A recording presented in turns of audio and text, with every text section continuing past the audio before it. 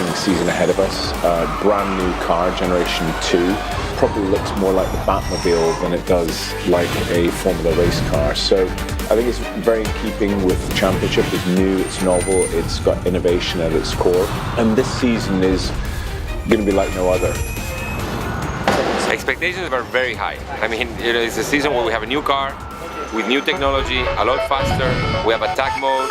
We have this design of the cars that look like the cars of the future, the Batmobile. We have new cities, we have new teams, we have new manufacturers, lots of new things in Formula E. Formula E is moving so fast, it's paving the way to the future of motorsports, and Season 5 is going to be a next step on that. Oh, he's hit him! The cheaters hit each other! Look how close they are! This is brilliant!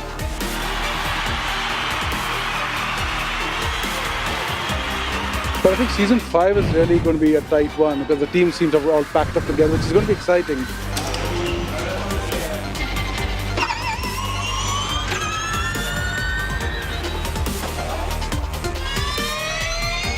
Yeah, very excited to be here. It's been a long time waiting for this official testing and for the new generation of Formula E cars. And we go green in Hong Kong! He's done it! He's through! Mortara has spun! Oh, man, right!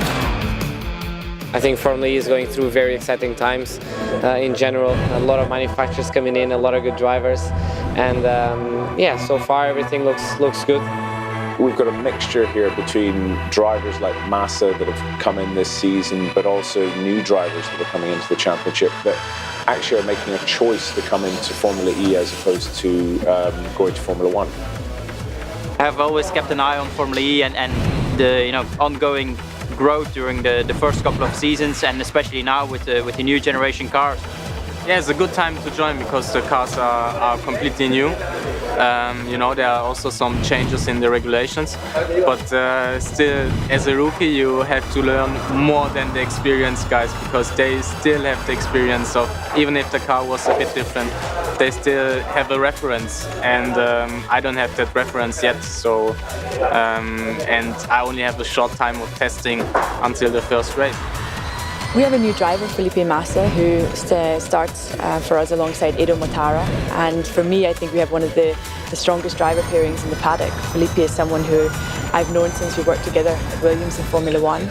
He has huge experience within motorsport. First of all, it's a pleasure to be here in Formula E. Championship is growing massively. I think it's a championship that grows more compared to all of the others. And I'm just learning how to drive the car, just getting used to with the car, with all the settings, with the track.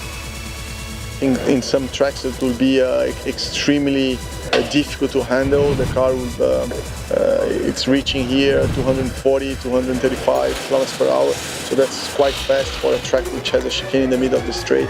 So in some of the tracks the speed will be significantly higher. First thing is, it's a very striking design. You won't mistake it for any other type of racing car, that's for sure. And I think that's a very good thing because it's a sort of thumbprint of the championship as well. The main features of the car is the increased battery size. We've also got more power each year. They've brought on an extra roughly 25 kilowatts every year. We mustn't underestimate the challenge of the Gen 2 car. Certainly the powertrain, it's very complex, and I think the engineers have had a big challenge to get everything ready in time, and it's very exciting to think that we're going to be lining up on the grid in Riyadh and starting Season 5 with such an evolution in a new car, in the Gen 2 car. They are cars of the future. This defines the future of motor racing. These cars have two levels of energy. They have the normal level and the attack mode. That's going to allow drivers extra energy for approximately 4 laps. So what we do is we accentuate the amount of overtaking that happens in Formula E. It's basically a chance for the driver to have extra power to do an overtaking move. It's going to be a case of you activate the attack mode by running on an area of circuit, which will give you 25 kilowatts of extra power for a period of time, and that will change every race in terms of how long it's going to be, where you have to run or do things. So there's going to be a lot of strategy coming behind it. The driver's going to have to understand how the challenge works and figure out how to go offline, not try to lose too much time as they do that, and then understand how they'll be able to use the power at the right places to overtake. So I think we have all these new kind of things that have never been seen in motorsport before that continue to make Formula E at the front of what's going on and really paving the way for motorsport for the future. First of all, it looks fantastic. I think it looks really futuristic. Yeah, it's a fun car to drive. The Gen 2 car is definitely faster than Generation 1. We expect a lot of fighting, all the cars to be together. So this Generation 2 for sure will create a lot of excitement. First race of Season 5 with the new Gen 2 car. I think that's going to be definitely an exciting moment. And I think the field will be close, so I'm sure we're going to have some really exciting races. Today I think it's all about getting in a rhythm and getting a feeling for the car. I think as a team it's good to start having operations in place, to think about the race scenario that is coming ahead, and also of course to set up the car. It's very important. It's all about getting back in the rhythm, feeling good, knowing what to do, and then bringing all that package to the first race. It's all new, it's all brand new, but the team of people around me I know so well from DTM, especially in the last few years, so it's great that we're all sort of coming into it together. This is a challenging test for us because every other team here is a manufacturer. We're the only independent team. It's work in progress. I can't really say whether I love it, hate it, whatever, but I'm sure that what we've got underneath us is a very strong platform. We just need to unlock all of its potential. Really looking forward to the season ahead. New teams involved. Nissan and BMW have come in this year. We've got Porsche and Mercedes coming in next year. It's a big change for the team, so I'm really happy that Nissan is now there and a full Nissan entry, so I think it's good for the championship, it's good for everyone. But yeah, I'm looking forward just to be more and more in the car. I'm really happy to discover new cities, new tracks. Santiago we go back, but it's going to be a totally different track. We go to Bern in Switzerland. Another track in Switzerland is amazing. Difficult to realize how cool that is. And back to Monaco, back to Paris. So lots of good stuff coming up. Formula E has been just growing year after year. There's more cars next year, different places I haven't raced at yet that we're going. Every year there's something new, so I think just the competition of the level of drivers going up and the teams, that's already a fun fact for us to go and beat them. We started in terms of fan participation a number of years ago when we brought out Fan Boost, which was fans using social media voting for their favourite driver, and the 3 drivers with the most votes get something called a Fan Boost during the race. He's on Fan Boost, make your line, he's on Fan Boost. Which is equivalent to enabling them the power to either overtake or defend. Pushes the Fan Boost. Buemi's using his Fan Boost now. Buemi's using his Fan Boost. So in our DNA is participation. It's involving people, it's involving a much younger audience, and there's no doubt that esports and gaming is increasing in popularity. And so what we wanted to do was to have a mixture of the two, and we partnered with a very innovative company called Virtually Live to develop a gaming proposition which allows fans to drive in real time against real drivers. So instead of just sitting back and watching your television, it allows you a really immersive experience where you practice for the same amount of time that the real drivers practice for.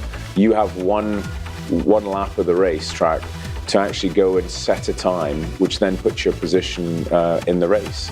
And then you race in real time against real drivers. And you can do that yourself. You can do that within a community you create or within a wider community internationally that looks at your performance, but also overlays that against real drivers. So we think it's going to change the proposition of entertainment, of sports, and really be a fusion between sports and entertainment. I'm really happy the way it worked. It seems to be quite cool. I hope that it's going to be a nice addition to racing, and that we will have some cool entertainment. I have the same approach as last year, going race by race. And right now I'm not even thinking about the first race. I just want to get everything, all the box ticked, and arrive in the first race with maximum confidence. And for that we need to do a good job here. So the only objective is this week, and then we will see. Really excited for Season 5. I think it's been phenomenal, the amount of progress we've had in Formula E each season. Yeah, now with the new Gen 2 car, I think it's a fantastic step for the championship. So obviously, as you can see, it's a much more futuristic look. I think the car looks really cool, especially with our new BMW livery. The halo is one of the things that pops out the most. It's for our own safety. Formula E really innovated here, and we got a set of LED lights, and this will provide a lot of information to the fans. It will show how much power we're running, if we're on quali power or race power. Obviously depends if we don't have a rear wing, as you can see, but we have a massive diffuser. Actually, let's take a look at that, because I think it's one of the best looking parts of the car. Massive diffuser. This generates a lot of downforce. Biggest step forward is under the hood. We're in a massive step forward in terms of innovation, efficiency, power. We do the whole race with only one car now. We have more range, and this is what electric mobility is all about. So I think Formula E really stepped it forward, and it's a really interesting platform now, and we're actually using our Formula E program for BMW to develop their own electric cars on the road. So the steering wheels are exactly the same for everyone. A few things I can tell you about. Speed limiter, we have a limit of 50 kph down the pit lane.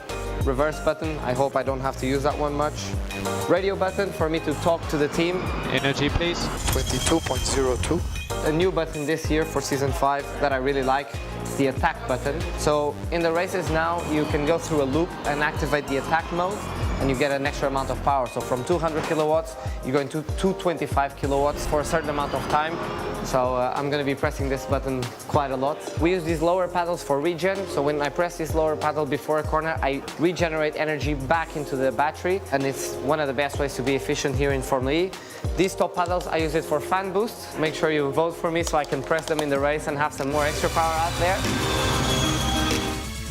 What's so exciting about Formula E is the jeopardy. I think it happens all in one day. So the first time the drivers get onto the track is the morning of the race. So they have 2 free practice sessions, 1 lap for qualifying, and then they have the race itself. So what that does is it creates a huge amount of jeopardy, and means that we've got a lot of really close wheel-to-wheel racing. And I think what that's allowed us to do is to have a very close championship. The first 4 seasons we've had different winners, and every single season has gone down to the very last weekend for the team that wins the championship and the driver that gets crowned the world champion.